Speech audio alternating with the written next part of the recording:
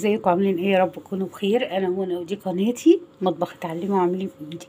لو عجبتكم فيديوهاتي وافكاري ما تنسوش تعملوا لي سبسكرايب وتفعلوا الجرس وتعملوا شير. اهلا وسهلا بكم. النهارده هنعمل يعني اكله اقتصاديه جميله جدا، يعني فوق الوصف بصراحه. حلوه حلوه وهتعجبكم، وكمان تقدري تفرزي منها رمضان. تقدري تفرزيها وتطلعيها في اي وقت، عشاء غدا اللي يعجبك.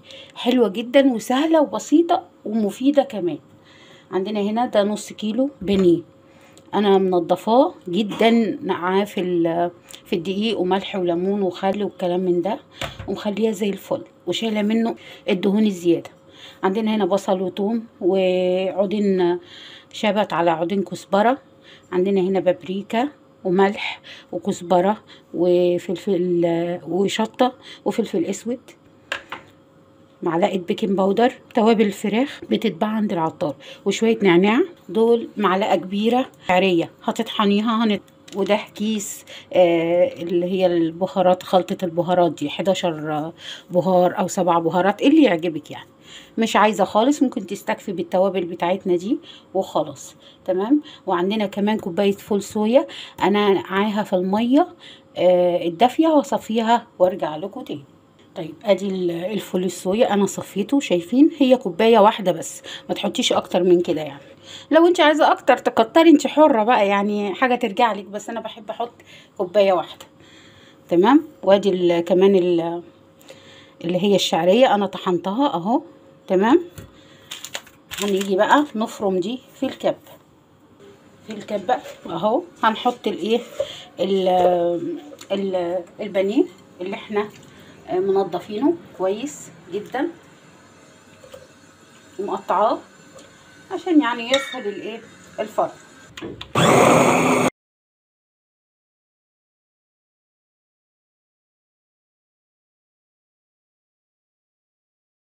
شايفين احنا فرمناها، بس طبعا في هنا لسه هحط معاها الفول الصويا، عشان لو طحنتيه لوحده بيجمد، لكن لما بيبقى مع حاجه بيبقى سهل الفرم يعني.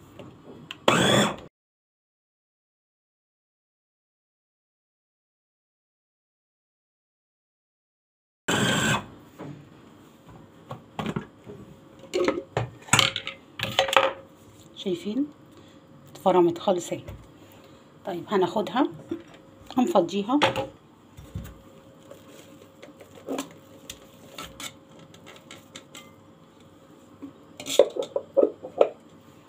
ونركنها على جنب.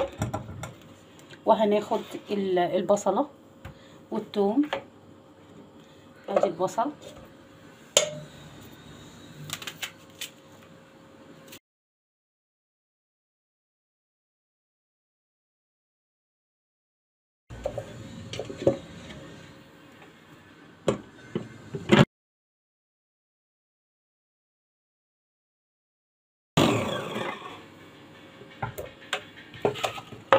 وادي البصل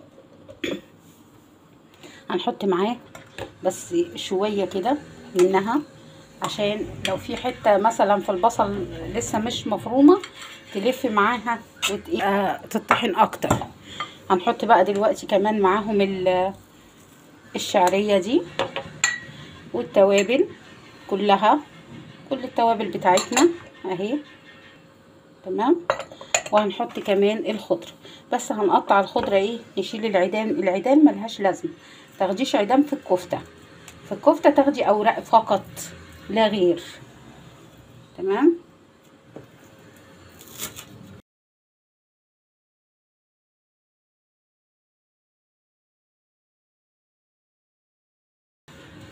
برضو هنطحن كله مع بعض.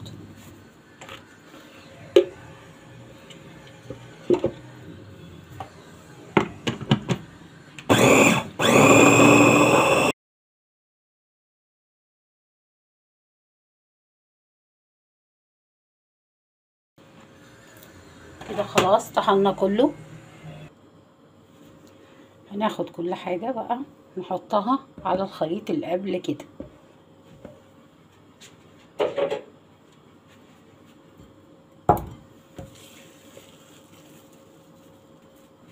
كده احنا نزلنا كل الخليط اللي موجود في الايه، في الكبه. هناخد الكيس اللي هو بتاع التوابل اللي انا قلت لكم عليه وهنحطه برضه. هنبتدي نعجنها بقى بايدينا، تعجني جامد. تمام.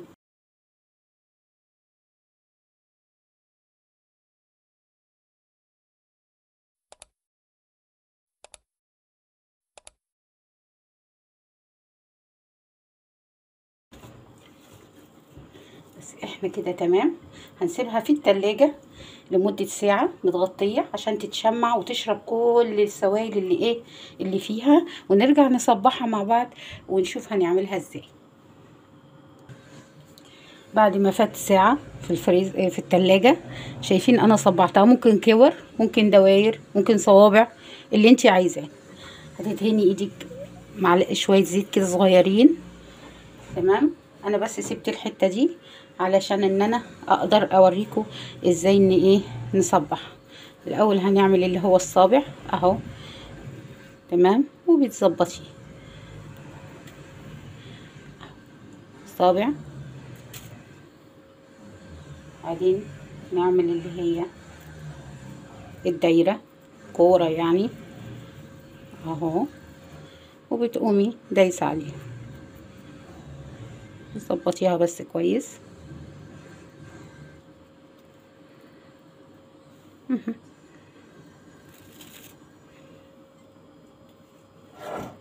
ونعمل كرة، كور بابلز يعني اهو. اي شكل انت تحبيه، الشكل اللي انت عايزاه وشايفة ان هو مناسب ليكي اعمليه. سهلة جدا وموفرة. شايفة ده نص كيلو بانيه. طبعا لو انت حابة تكتري فول الصويا اكتر براحتك، انا بشوفه كده مناسب يعني، وان انت تقدري ايه تعمليه وسهل.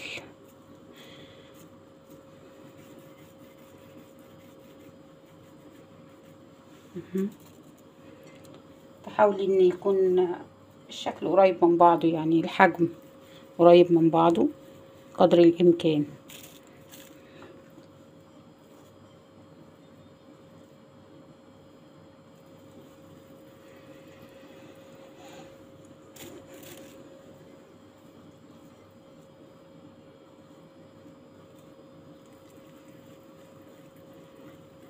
في البداية كنت فاكرة ان هي، فاكرين ان هي مثلا بتلزق او حاجة، فيها اي حاجة تانية هتحطيها في التلاجة هتمسك نفسها وهتبقى ايه زي ما انتم شايفين كده. تقدري ان انت تشكليها بالطريقة اللي انت عايزاها. زوديش اي حاجة عن المقدار اللي انا مديهولك عشان ما تفكش منك وتبقى مش حلوة اهو. تستغربيش حكاية الشعرية، في منتهى الجمال والله.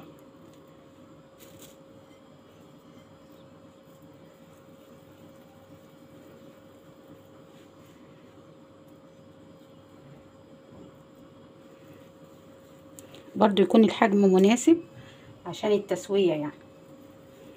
وكده خلاص خلصنا الكمية كلها. تمام. هنشوف بقى ليها هنحمرها ازاي.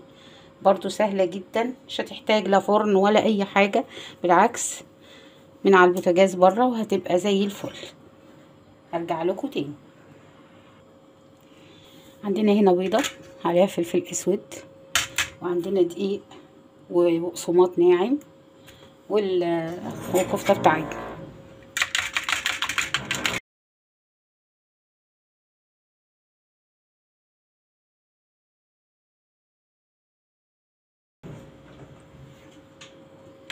اه لا مؤاخذة بنحطها الاول في الدقيق.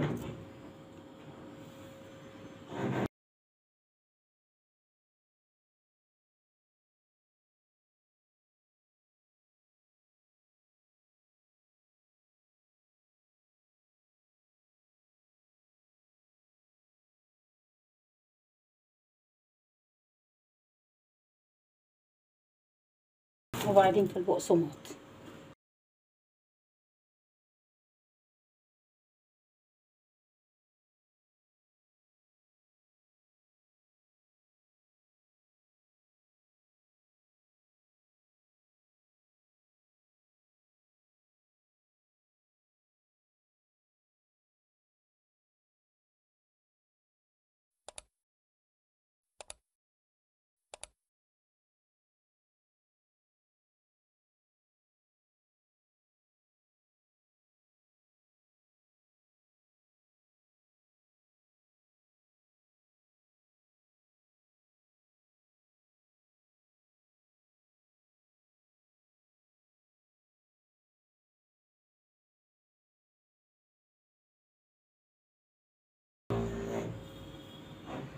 شايفينها؟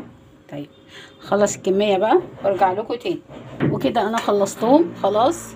هنروح على البوتاجاز بقى ونشوف هنقليهم ازاي. احنا هنا على النار اهو، زيت عادي هتقدحيه كويس وهتبتدي تحطي فيه اللي انتي عملتيه.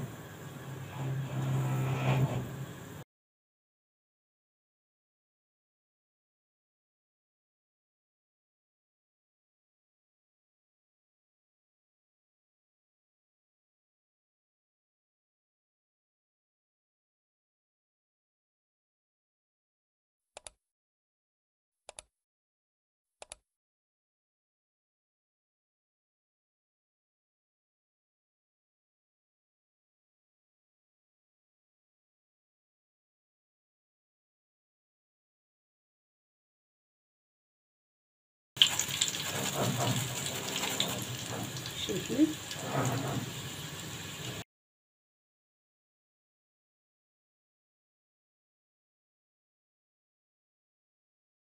وادي كفته اهي بعد التحمير، شايفينها زي القمر وسهله جدا واقتصاديه وطعمها في منتهى الجمال. وادي اللي ممكن تفرزيها اهي. انا حطيتهم دول طبقتين وغطيتهم بالبلاستيك وهحطها في الفريزر، وقت ما بعوزها بخرجها احطها في الدقيق والبيض والبقسماط واقليها. شايفين حلوه ازاي وموفره وجميله جدا. اول مره تخشوا قناتي ما تنسوش تعملوا لي سبسكرايب وتفعلوا الجرس وتعملوا شير. انا منى ودي قناتي مطبخ تعلمي واعملي بايدك.